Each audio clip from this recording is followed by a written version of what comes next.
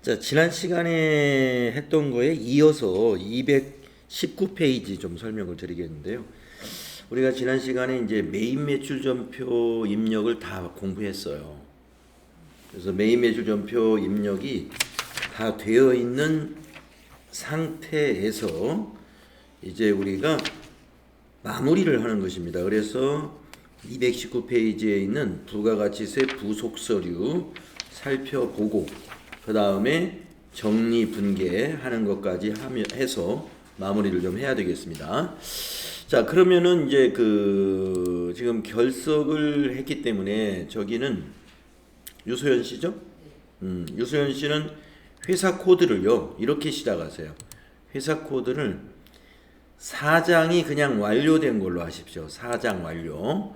지금 우리는 3장 완료된 걸 가지고 4장을 작업을 했는데 지금 4장의 그 메인 매출 전표 입력이 현재 하나도 안 된 상태니까 유소연 씨 자리는 4장 완료로 해서 완성된 거를 보면서 지울 건 지우고 이렇게 해보도록 하겠습니다. 자, 유소연 씨는 4장 완료로 해주시고 우리는 3장 완료로 로그인을 하면 되겠습니다.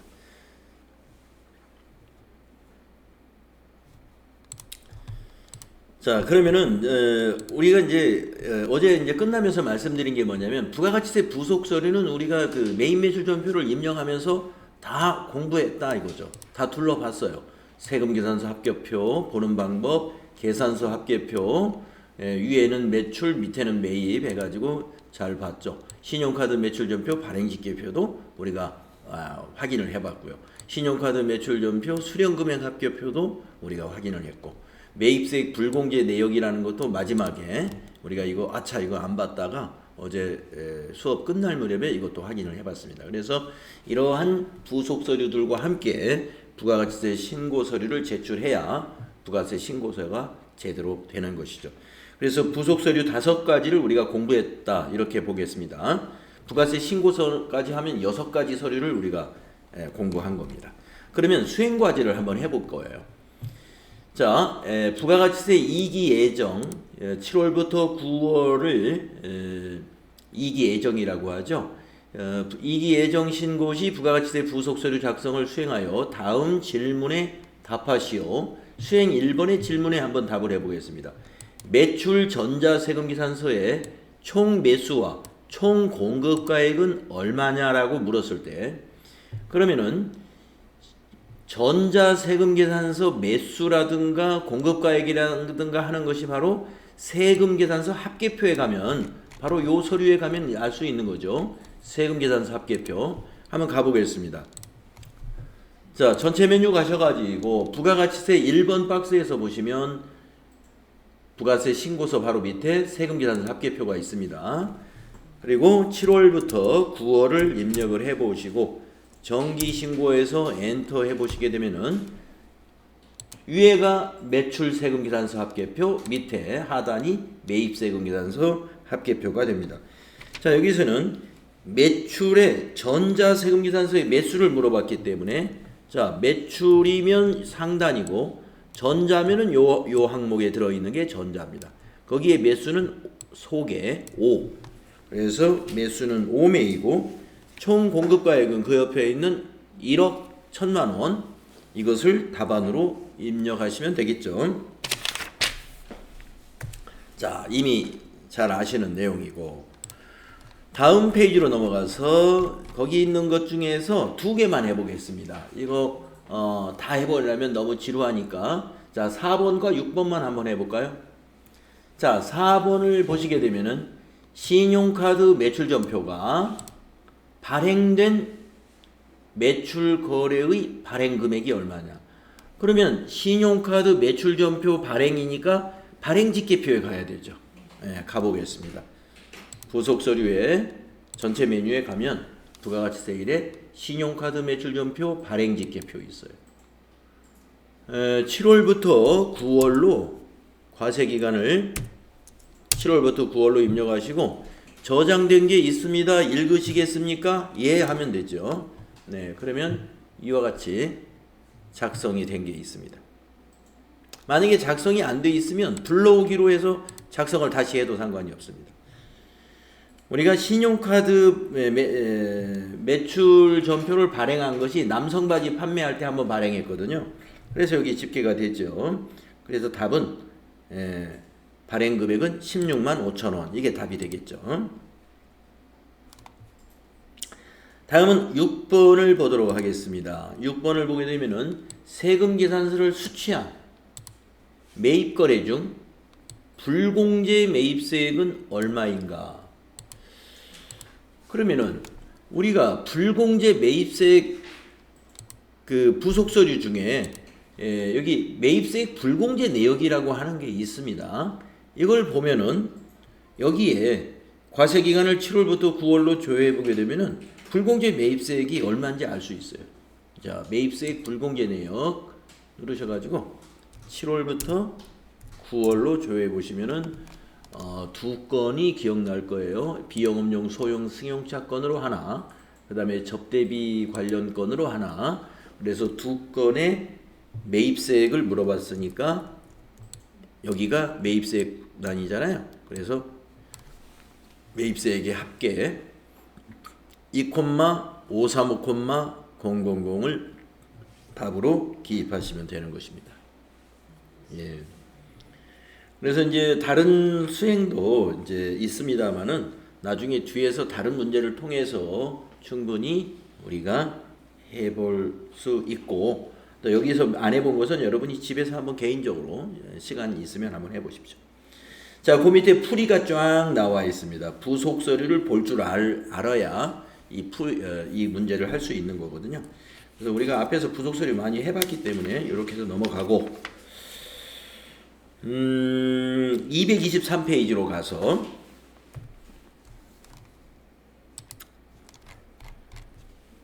에, 223페이지에 부가세 신고하기 부분을 보게 되면은 부가세 신고서를 우리가 계속 전표 입력해 가면서 여러분들 기억나시죠? 여기에 과세 표준 및 매출세액의 1번에는 11번 과세로 유형을 선택한 것이 1번에 들어갑니다. 신용카드하고 현금영수증 판매는 3번에 들어가는 겁니다. 그래서 그리고 면세 매출 우리가 입력했는데 면세 매출은 과세 표준이 아니니까 요 과표 눌러서 우리가 입력된 걸 확인했고요. 그 다음에 매입 관련된 그 거래 자료는 요 밑에 매입세액 쪽에 나오죠.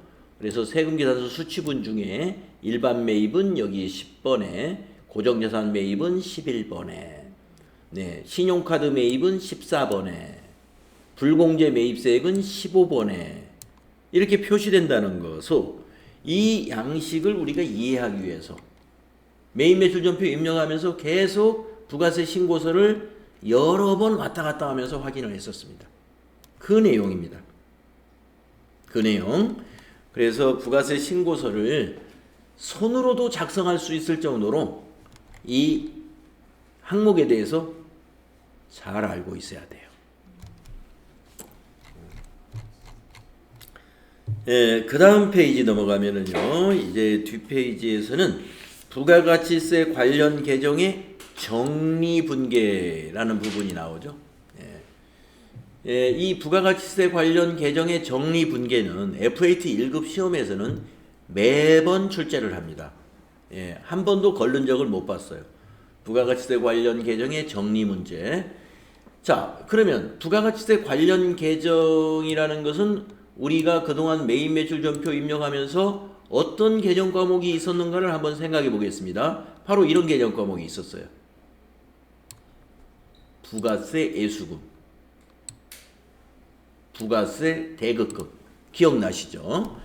우리가 매출세액을 부가세 애수금이라고 분개했었고, 또 공제받을 수 있는 매입세액은 부가세 대급금이라고 분개했었습니다. 부가세 대급금은 자산이고 부가세 애수금은 부채였습니다. 이 두 개를 정리한다는 것입니다. 그럼 어떻게 정리하는 것이냐? 여러분들 부가세 이론 때 다 배우신 대로 부가가치세는 신고하려면 납부세액을 가지고 신고를 하게 되는 건데, 납부세액이라는 게 뭐냐면 매출세액인 이 부가세 애수금에서 매입세액인 부가세 대급금을 빼가지고 그 차액을 납부하게 됩니다. 이 차감한 금액을 납부하게 되는데 밑에 분계를 잠깐 미리 보시면은 자, 납부할 세액이 있을 때 이게 납부할 세액이에요. 미지급세금. 이 차액을 어떻게 구했느냐? 자, 부가세 애수금 그동안 부채로 대변에다가 계속 부채 증가를 시켰거든요. 정리할 때 3개월치를 모두 조회해가지고 아까 그 부가세 신고서에 가면 부가세 애수금 즉 매출세액의 합계가 보인단 말이에요.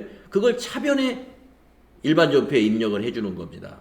그러면 부채가 감소하고 대변에 부가세 대급금을 입력해 줍니다. 예를 들어서 부가세 애수금이 100원이고 부가세 대급금인 매입세액은 70원이다라고 한다면 이 차액은 30원이죠. 그 30원이 납부해야 될 세금이고 우리가 신고할 때 세금을 납부하지만 정리분계를 할 때는 납부한 상태가 아니에요.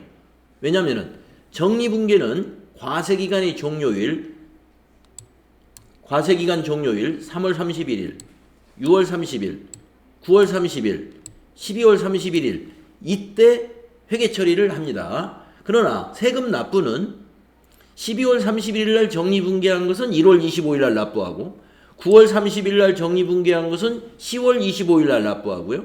6월 30일 날 정리분계한 것은 7월 25일 날 납부하고 3월 31일 정리분계한 것은 4월 25일 바로 과세기간 종료일 다음 달 25일 날 신고 납부한단 말이에요. 그래서 정리분계 단계에는 이것을 부채로 기록해요. 납부할 세금을 미지급세금. 이렇게 정리를 하는 것을 우리가 부가가치세 관련 계정의 정리분계라고 해요. 그럼 밑에 자비익은 뭐냐? 여기 밑에 작은 글씨로 써 있습니다. 자비익은 우리가 전자신고했을 때 확정신고 때에는 세액공제를 해줘요.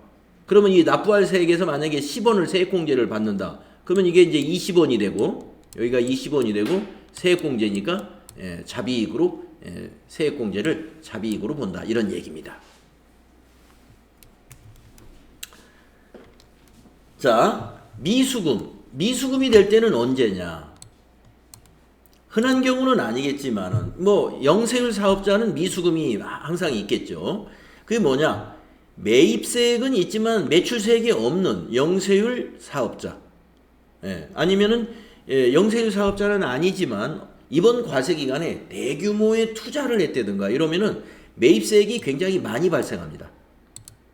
평소대로 매출은 했지만 투자가 굉장히 많았기 때문에 매입세액이 대폭적으로 증가했을 때는 반대가 되는 거예요. 부가세 대급금이 더 많고 부가세 애수금이 적어요. 그러면은 매출세액에서 매입세액을 빼면 마이너스가 나오죠. 그 마이너스는 환급받아야 돼요.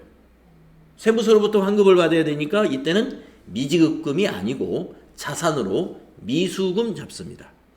미수금.